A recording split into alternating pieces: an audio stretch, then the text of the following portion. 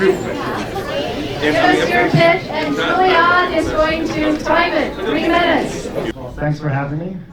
My name is Jon Chu. I'm the co-founder of Jetson. Right? Sorry? Co-founder of Jetson. Like the cartoon. Like the cartoon. Like the cartoon. There we go. Like the cartoon. We trademarked it. No problems with Hanna-Barbera. Okay. So Jetson is a continuous conversation engine. How many people have voice assistants? It could be speakers. It could be on your phone. Yep. What is the main problem today? Ambient noise, privacy issues, right? So what we do is we're a contextual commerce system. We can actually do multi-step conversation. So a good example would be, you can say, Jetson, where can I get the best burger for around 10 to 15 bucks? I have a bunch of clients I need to treat, right? We can actually go through in detail the burger, the size, the amount of food that I can buy. You can actually remove it as well. Also, we can actually pay with our own device. So just picture this, right? Every single phone, especially in China, right? Billions of phones. Every single phone is a kiosk.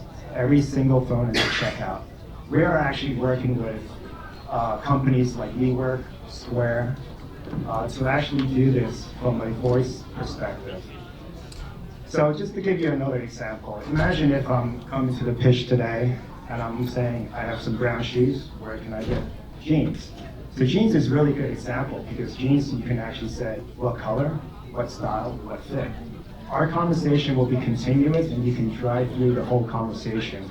We can challenge today with Alexa and with Google Home today. They have an inherent design problem, right? Because they're not designing based on the user experience. So we actually patent the technology where we're doing voice first technology. So they're both very different. Very different. So if I have my phone here, so if I have my phone here and I have a bunch of headsets, right? I can walk down the street if I'm going from point A to point B and I have a meeting in New York. I can say, oops, forgot to have lunch, right? So I can actually order that lunch. I can grab and go, pick up my lunch on the way to my meeting. All transact through our device itself. We're a SaaS application, but we actually build our own payment system as well. We call it Jetson Pay. Today, we actually use, we can integrate with Apple Pay, Google Pay, Alipay as well, potentially. Can I ask you a question? You only close a seat round. How many engineers do you have? How can you do so much? And what kind of product demo can you show today? So we have a demo. We closed a $3 million seed round, one investor. That investor is Okay. Just finish your sentence. Okay. So How many engineers do you have? I have a team of 10, and we've actually built a product. We're growing actually to a bigger team, but we're actually pretty thrifty. So we use our money very lightly. I have forecasted this money to last us to 2019. So if you have any hands or application developers, we'll have you on the team as well. Any other questions? Look forward to see the demo. Okay, definitely. Okay, good. All right, that's a pretty good audience reaction, and if you, if the panelists could kind of record in your memory, kind of a score On the scale of, 1 to 10, okay, got it. including presentation skills, business model, etc. Okay, the next one is David Plonsky from MyStandBy. And David has been so patient at standing by. So David, go ahead. Hi, my name is David Plonsky, CEO and founder of MyStandBy. Nice to meet you guys. Thanks for judging today. I think we could all relate to the following problem, which is you call your doctor, you want to set an appointment, and they say, yeah, we'll see you in 3 weeks. And you say, can you get me in sooner? And you hear one of 2 or 3 things. Call us back, we don't keep a waiting list. We'll call you back, don't call us. Or, sorry, we don't have a waiting list. I'm a father of 3 children, and you can imagine living here in New York City, how many times I'm calling the doctor, the dentist, everything where you need to set an appointment, And my wife and I go crazy. We're pulling out our hair. We're constantly asking, can you please get us in sooner? And it's like, oh, call us back. There's no good waiting list solution. So I went ahead and built a web app called MyStandBy. I wanted to take the idea of going standby in an airline and apply it to every other appointment-based business. It's not a native app, it's a web app. So you just receive a simple SMS that says, hey, great news, Jim. Instead of waiting until Thursday at noon, would you like to come in today? Yes or no? You have 10 minutes. You say yes, it's yours. If you say no, it goes on to Brian. Brian, yes or no? If you don't know, hit 3, circle back, goes on to Hans. Hans, you want it? Yes, it's yours? Great. Upstate calendar. It works great. So we have a product. It's a standalone. It's live. It works. We ran a test with the doctor's office in the Upper East Side. Worked awesome. We did 35 appointments in 30 days. The doctor generated more than 10K in revenue that month, all automated. So at 7:30 in the morning, if someone gets a text message alert, which I'm sure we've all received, do you want to come in today? Don't forget you've got your appointment. And you say no, automatically it reaches out to the next guy. If he says yes, at 7:30 in 5 seconds, we've already filled the appointment 3 or 4 hours before the office even opened. So there's a lot of CRMs out there right now. There's a lot of businesses that use Epic, they use Metasoft, they use Greenway, and none of these businesses have anything except a phone to go ahead and reach out to people. But who's reaching out to somebody at 7:30 in the morning to fill it? Especially if the appointment that they're filling is at 10 o'clock and the office opens at 10. There's got to be a better way. So we went ahead and raised 150. We're looking to raise another 400K to go ahead and integrate with some existing CRMs. We've already built and integrated with Google just as our first foray into an external CRM. That's great, but we want to go ahead and really kind of dive deeply into something that's HIPAA, PCI, and GDPR compliant. We think this is a very scalable business. It's not just, we're looking to address medical at first, doctors, physical therapists, and dentists. But once we go ahead and solve for that, which is probably the most compliant intensive, we can go ahead and apply this to anything. This could be, you name it, any appointment-based business. So. Okay, any questions? Yeah, so this is a SaaS model. Correct. It's a sale to the doctor's office. Yes. Which means somebody should show up at 6 a.m. with donuts for the staff, I assume. Kind of the traditional way one sells to the doctor's office. How do you get, what's the revenue model for you? Sure. And how does that track out? So SaaS subscription based, and we're looking to go ahead and partner with some of the CRM, the EHRs initially, and strike a deal. Initially we're looking to price it $99 per head with a freemium model. Up to a certain number of appointments, and then for different sort of features, we can go ahead and do different things. But we'd like to go ahead and just sort of solve and get product market fit first with folks like Metasoft and Greenway and some other folks, and go from there. We're B2B. We want to go enterprise. The only way we can scale is enterprise. What we built to get product market fit, standalone version first. Yeah, aren't you more of a feature than a platform? Great question. The same problem we said for Uber, right? They don't own the cars, they don't own the people, but they go ahead and connect somebody with inventory, a car, which has expiring inventory time, with a consumer. And Uber connects those two wonderfully. Listen, I love Joke, by the way. Took a city bike here, I can't wait for it to be here.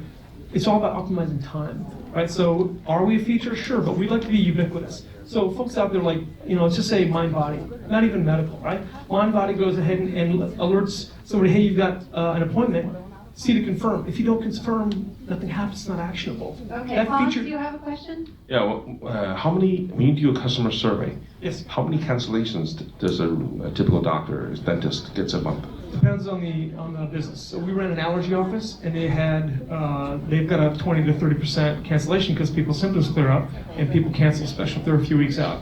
So those guys have a real need to But it's bring more niche, more in terms of like dentist or more general practices. it ranges on I'm trying to average. figure out if this is a big enough problem to be a standalone product. Well, my dad's a physician. I grew up watching him come home as a sole proprietor with 1 or 2 cancellations or no-shows that day, and that killed his bottom line. So if you are in practice and you have 1 or 2 no-shows, and that wipes out your profit for the day, you're working for free, this is a pain point people need to have solved. So real quick on the team, Pivotal Labs, Hello Alfred, Chicago Kellogg. So 5 of us, sort of a disparate team to go ahead and make sure that it's not just a feature, but this is something that you can use. It's ubiquitous. And just to tie into Silicon Dragon, this isn't a problem. It's just here in America. It's everywhere. Okay. Everybody has limited Okay, your pitch is done. Thank you very much. Good job.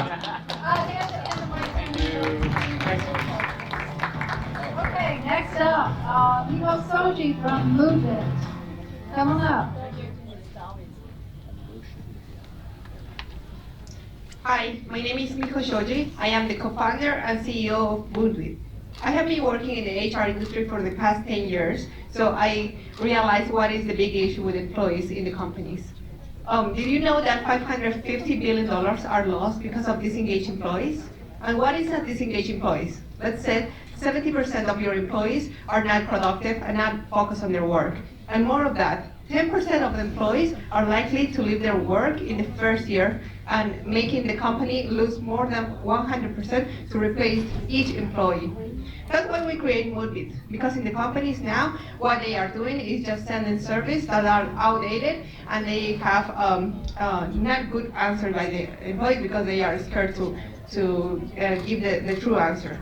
So we create Moodbit. And Moodbit is an emotion-centered technology that analyzes the mood of the employees and gives metadata to the HR managers so they can improve the levels of productivity and engagement in the workplace.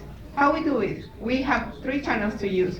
One is the voice recognition. With speech recognition, we analyze what the teams are feeling when they are in a meeting or in a phone call. Employees can also use this when they are calling a final user, a customer, so they can make changes when they are having a call with the users in a real time, so they can seal a deal or make the customer happier.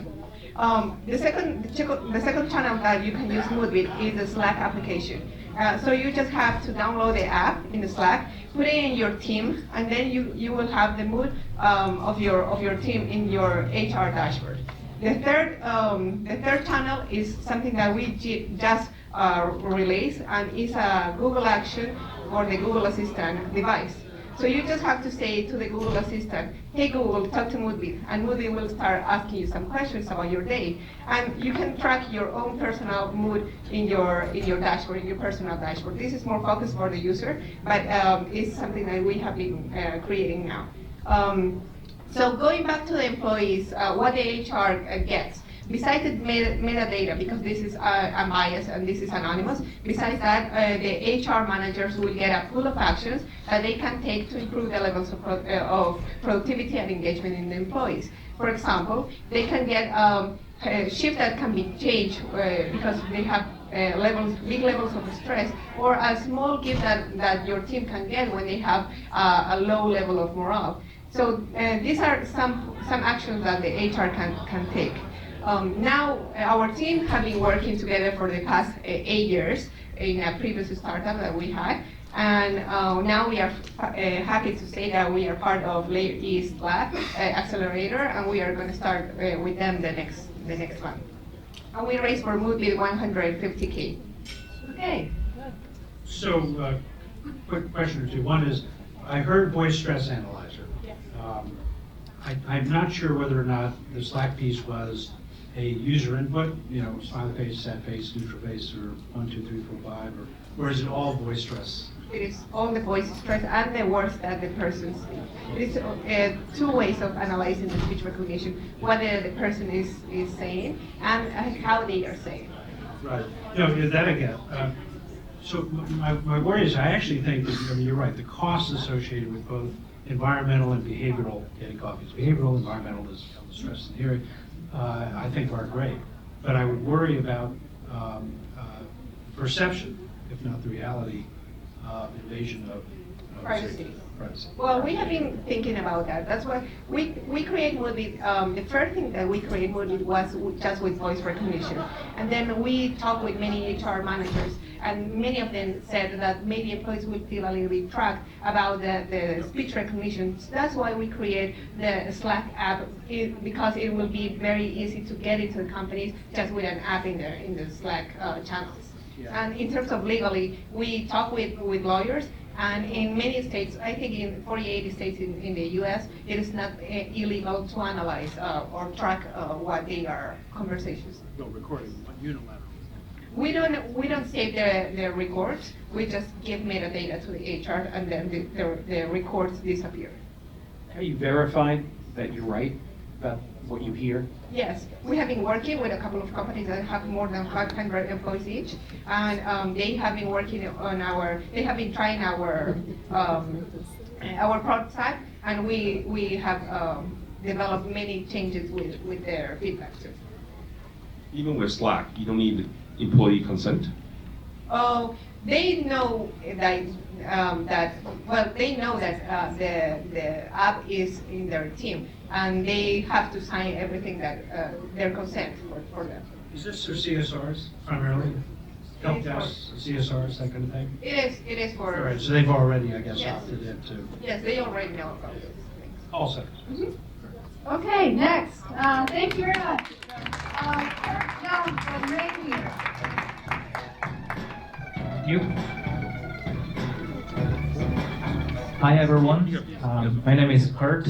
I'm the CEO of Reinbear and as well as a gaming company called Mokuni.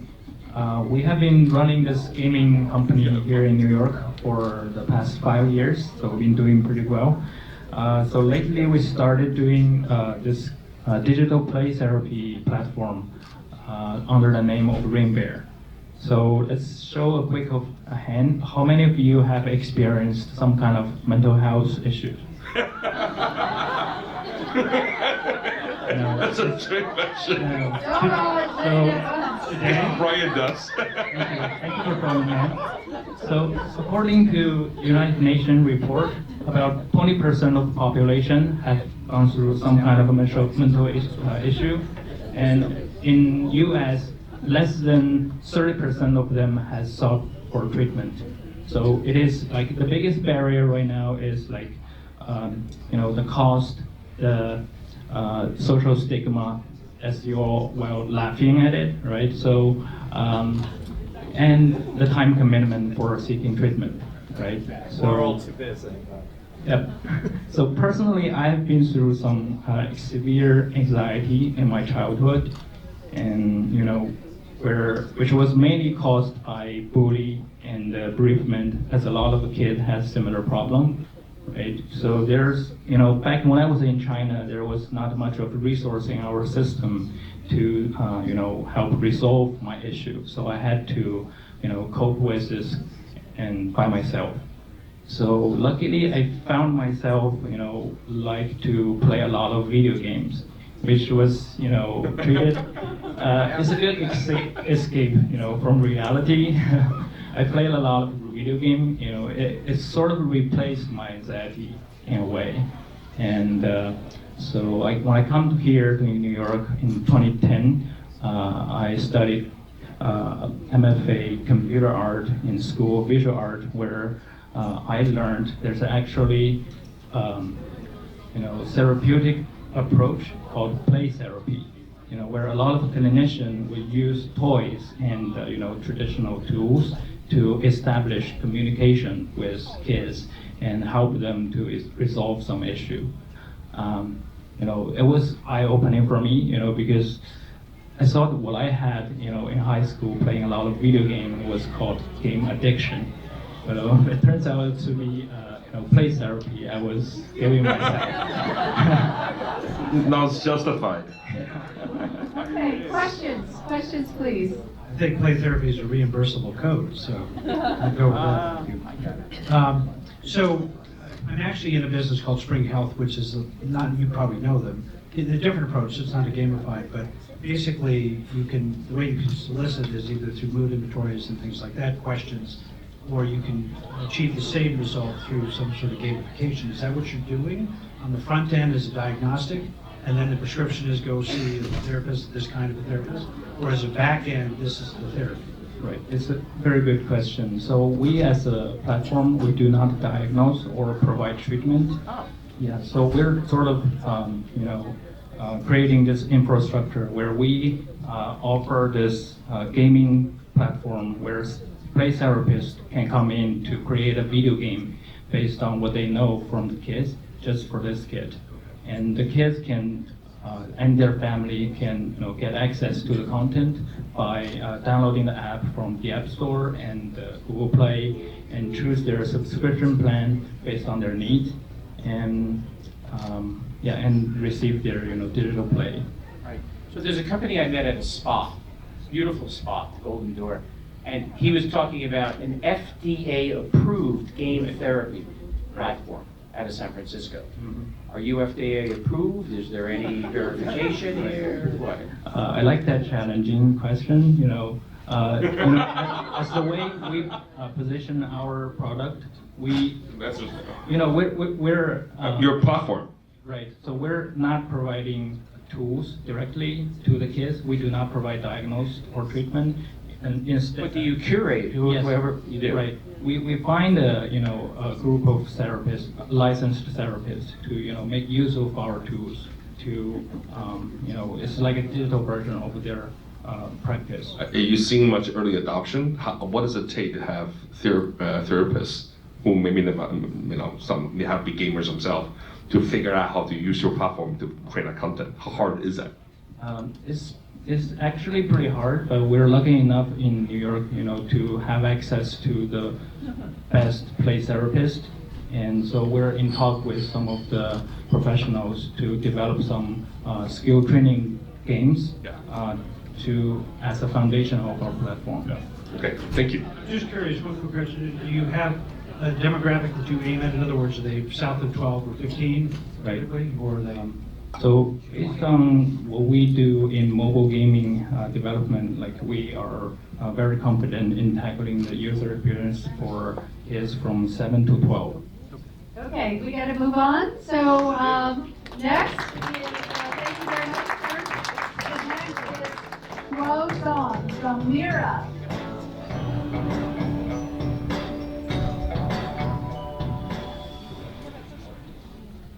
Good evening. My name is Shuo, CEO and co-founder of Mira, and we are reinventing life insurance for the specialty risk population.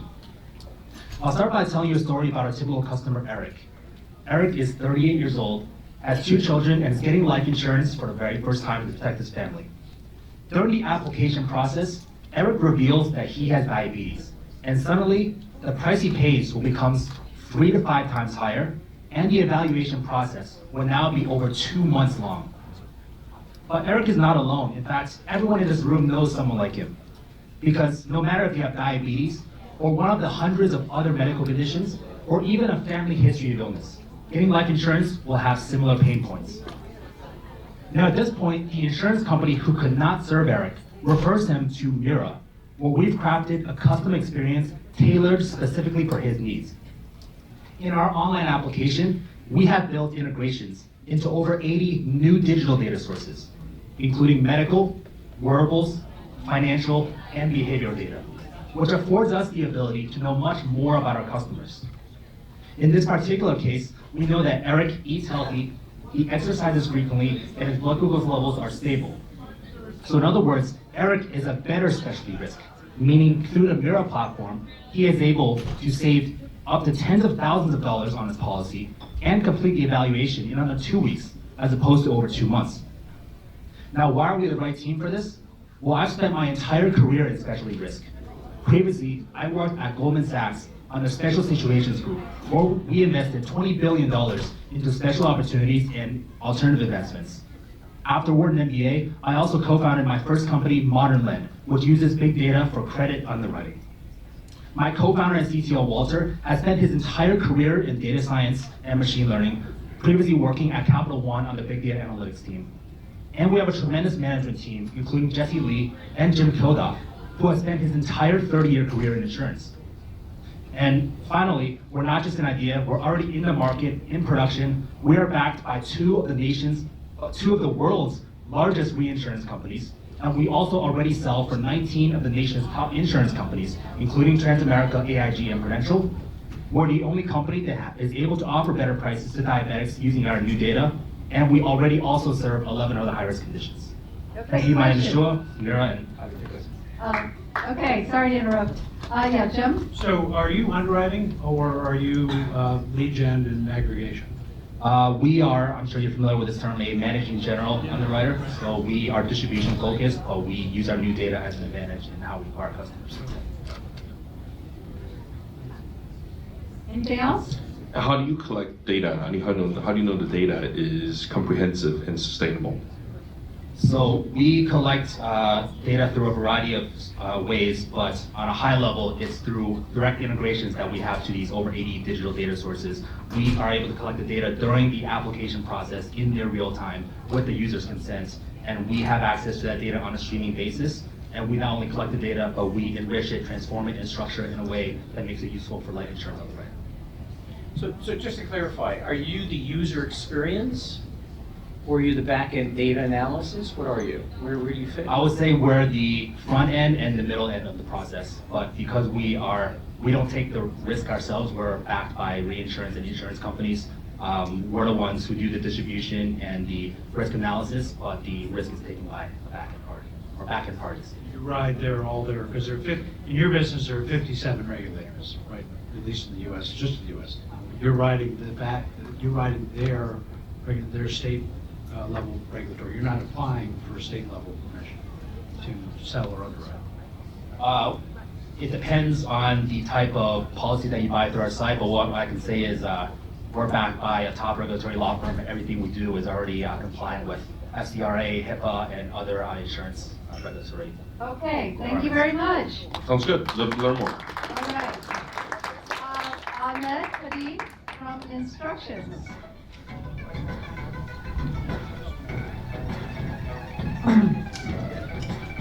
Hello, my name is Ahmed. I'm the founder of Instructionz. I'm ready. Hello, everyone. So, back in 2004, August, I was a freshman in high school, Casablanca, Morocco, North Africa. The government just introduced new tariffs to dairy products. The already beaten population facing low wages and unemployment organized a boycott against dairy. And after 1 week, the government rescinded the tariffs, and the tariffs were dismantled. That was the first time I witnessed that average people together are stronger than the institution. And that's the core philosophy of Instructionz. So we are addressing 3 opportunities. 57% of US consumers wouldn't buy a product that doesn't align with their beliefs. And there is no easy way to access that information instantly and on demand. Second, consumers' trust on reviews is declining. Just think about Yelp scandal lately. And third, reading instructions doesn't provide a good user experience, especially for millennials, Gen X, and baby boomers. And if you don't believe me, just think about the last time you put together an IKEA product. Instructionz is an app that allows users to scan any barcode and get instant access to instructions, reviews, and hidden facts. And the way it works is very simple. We allow anyone to actually link a video to a barcode. And each video has an upvote and a downvote functionality. So when a user scans the barcode, we show a feed of videos that is sorted by the votes. So only the best content makes it to the top. Our business model is free for everyone, and we charge is based on premium services for paying clients. The video digital marketing is $157 billion in the US, but most importantly, the US businesses are creating, over 50% of US businesses are creating videos in a weekly basis. Okay, any questions? So is this sort of like Fixit.com or Fixu? Or in other words, I get the convenience of the barcode, and actually it takes you to the right products as opposed to getting the serial number wrong or whatever. And I get the utility. I just can't understand how you really get paid for it. You can sell, dynamic ads, I suppose, but really it's not that different than doing a search for how do I set my. Yes. So research being done, right? And this shows that anything that uses mental energy, it would be very hard for it to become a habit. So that's why we went through just scanning a barcode, and we show you what this brand stands for, and we show you the best reviews and the best instructions. Or how to fix it or something like that. Yes. So for example, if you are a brand, you will want to be part of that narrative. You don't want just the users to drive that narrative. And we're going to sell one spot of these videos. But if you see the quality, you'll have to have people sign registers. Yes, so first of all, we're applying a 15-second cap on each video the users upload. So the information is quick and instant. So even if you're in a store and you just scan that barcode, you know everything you need to know. I can't read the sign language, I'm sorry. Too Yeah, sophisticated. yeah, it's too sophisticated for me. Okay, thank you very much.